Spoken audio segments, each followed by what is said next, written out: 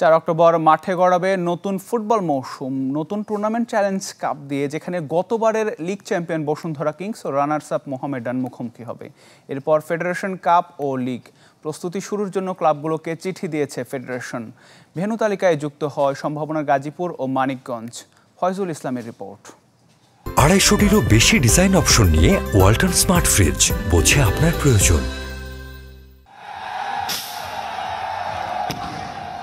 প্রতিবন্ধকতা প্রতিকূলতার পরও ঘরোয়া ফুটবল মাঠে গড়ানোর ক্ষণগণনা শুরু হয়ে গেছে। প্রস্তুতি নেওয়ার জন্য ক্লাবগুলোকে চিঠি দিয়েছে পেশাদার লিগ কমিটি। জানা গেছে 4 October challenge cup, 8 October federation cup আর 11 অক্টোবর প্রিমিয়ার লিগ মাঠে গড়ানোর তারিখ চূড়ান্ত করেছে বাফুফে। শনিবার ক্লাবগুলোর সাথে বসবে লিগ কমিটি। এরপর আনুষ্ঠানিকভাবে পুরো মৌসুমের পরিকল্পনা জানাতে চান কমিটির চেয়ারম্যান ইমরুল হাসান।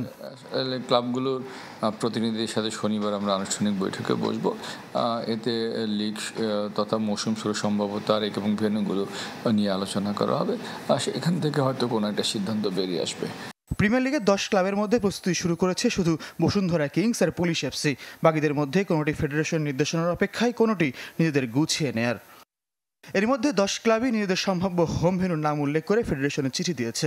গত মৌসুমের venue Bashundhara Kings Arena, Munshiganj, Mymensingh যেমন আছে, ক্লাবগুলোর পরিকল্পনায় আছে বঙ্গবন্ধু স্টেডিয়াম, আর্মি স্টেডিয়াম এবং কুমিল্লার শহীদ ধীরেন্দ্রনাথ দত্ত স্টেডিয়াম। তবে বাস্তবায়ন হতে পারে গাজীপুর ও মানিকগঞ্জের পরিকল্পনা।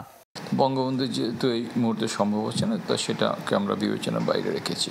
তো গাজীপুর এবং মানিকগঞ্জে ইতিমধ্যেই বাফুফে পরিদর্শনে গিয়েছে এবং তাদের কাছ থেকে মোটামুটি সন্তোষজনক ফলাফলই আমরা পেয়েছি। তো এই দুটি ভেন্যু যদি আমরা দিতে পারি এবং পূর্বেকার সম্ভবত ময়মনসিংহ, কুমিল্লা এবং কিংস এরিনা, এই পাঁচটি ভেন্যু ঠিক হলেই হয়তো আমরা লিগটা চালিয়ে যেতে পারবো। পরিস্থিতি বিবেচনায় খরচ কমানোর লক্ষ্যে ঢাকা ও আশপাশের জেলায় ভেন্যু চায় ক্লাবগুলো, তাতে ফেডারেশনেরও সায় আছে। ফয়জুল ইসলাম, চ্যানেল 24, ঢাকা।